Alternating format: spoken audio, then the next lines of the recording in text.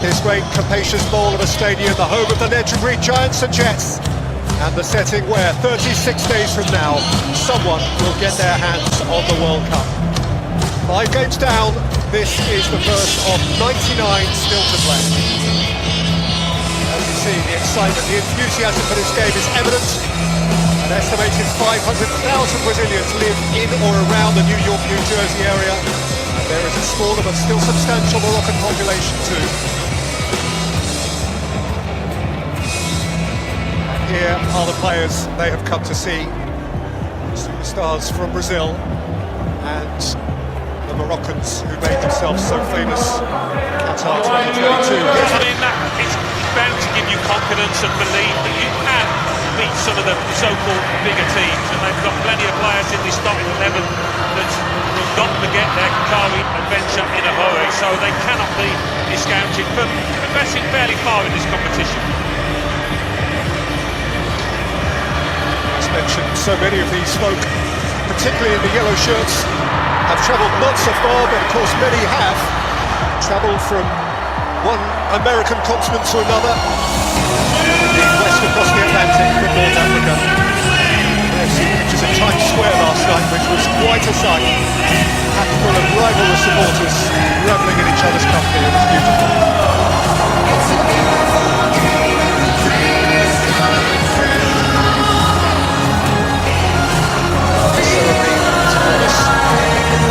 On the one hand, the most famous flag in all of international football, Brazil instantly recognisable, and on the other, Morocco, which has made itself recognisable, the kings of their continent, and they went so close in the last edition of the FIFA World Cup.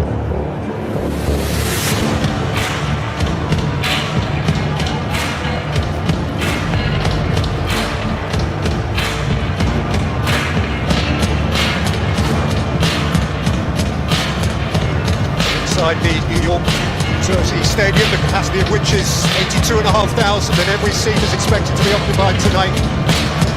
This is very much an event football match. Yeah, it feels like a proper soccer stadium, shall we say. I know they don't play that particular sport here regularly, but the stands are really close to the pitch, full house, it'll be a brilliant atmosphere.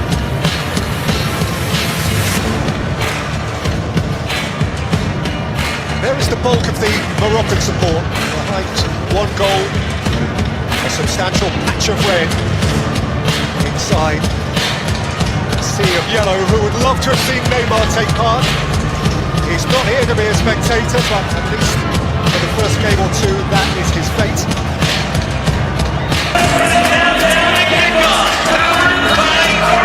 Brazil always principal attraction.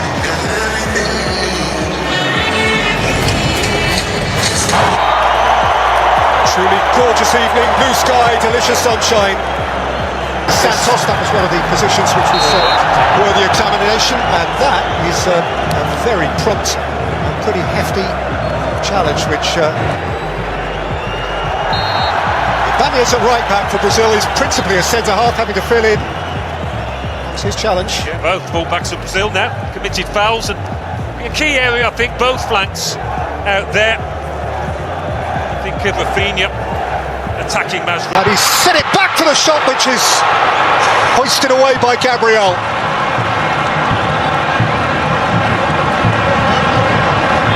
Al-Ainawi against Gabriel, who goes in for more and takes quite a hit.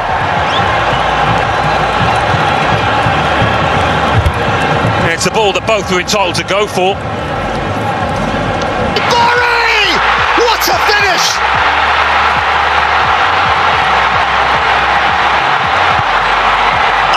Searing heat of New Jersey, Ismail Saibari lights up Moroccan hopes. That was deliciously cool. But they've looked vulnerable, Brazil, every time Morocco have come at them. But this ball by Brahim Diaz was right through the heart of that Brazilian back four. For this lad to run onto, and boy did he take it confidently. How much time has he got? Enough to look up perfectly weighted. I wondered whether Saibari was going to... Vinicius Junior lashes in the equaliser. A superstar goal for Brazil. The point of brilliant Brazilian difference.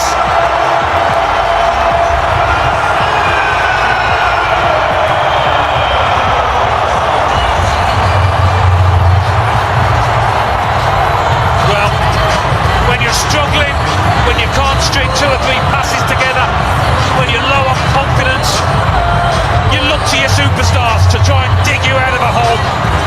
And Vinicius Junior has just done that. Kimi.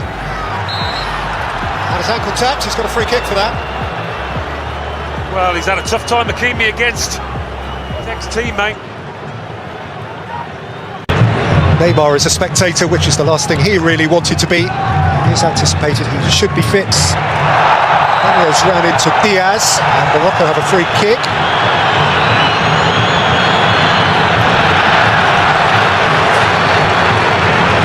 Cartel. Santos! Bono got across to deny Paquetá what would have been a showpiece goal. It was well directed, not quite the power he would have wanted. It's not been the easiest of halves, Paquetá, at times. Morocco began it like lightning, and they established a lead which they were worthy of through Ismail Saibari, a delicious lob from outside the penalty area. What a beautiful evening here for the start of a second half which promises so much, and ahead of which Vinicius Junior, having scored a beauty of a goal to draw them level. Brazil have made a couple of changes, Alan Smith, one at right full-back and one in midfield, and the players they've withdrawn, Roger Ibanez and Casemiro, I think it's no coincidence to observe, were both on a yellow card. Yeah, and I thought Roger Ibanez did struggle in general. Rafinha once more, beyond Marquinhos at the near post. By Vinicius Junior.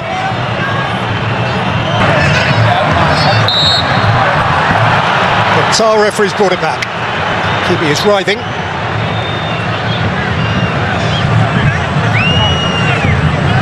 Kimmich walking away from the scene of the alleged crime. Junior can emerge. Saibari gets his free kick. Fabinho taking him out there. That's partly why he's on the pitch.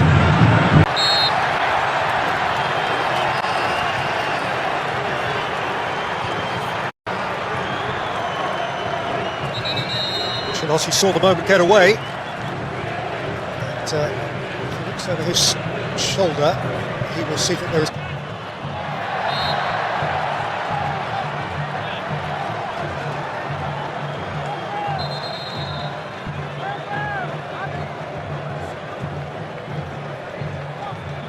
He's really covered some ground, but he couldn't quite get there in time, I don't think.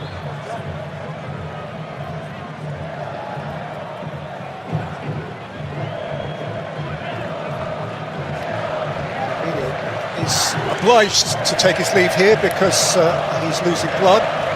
And here finally come those Moroccan changes which have been in the offing for quite a while. James Dean Talby on to be introduced. Piqué driven across in front of Rafinha, who just could not get a toe on it.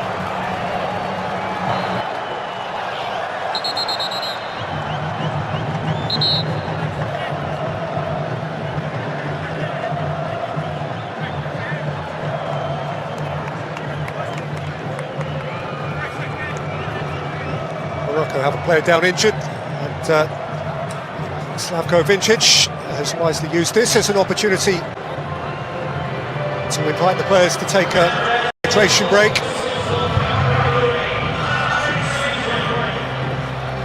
And Alan, as you identified very early in the piece, it's been a very different game of football since half-time, much more tactically tight and wary.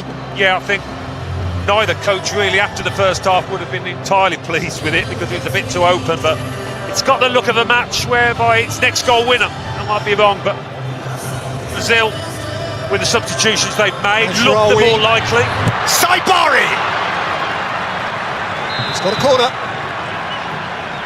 All to be waited. Set back by Vinny Jr. and Rafinha cracks it into the arms of the goalkeeper. They did well to control it actually, Rafinha. Not an easy angle. Thrusting, Mateus Cunha went to ground and asked a question, and the answer was corner. Yeah, he's so dangerous, so inventive. Oh, he's gone down again.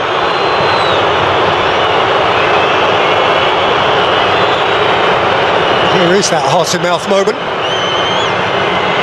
Those are coming together after Ono had cleared the ball. Just momentum of Rafinha. Of course, again, what we do know ahead of this World Cup is that it is the Moroccan supporters around us who are on their feet. They are the believers.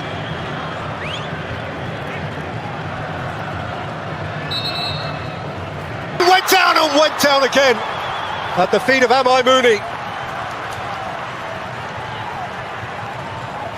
Well, I thought he might be going.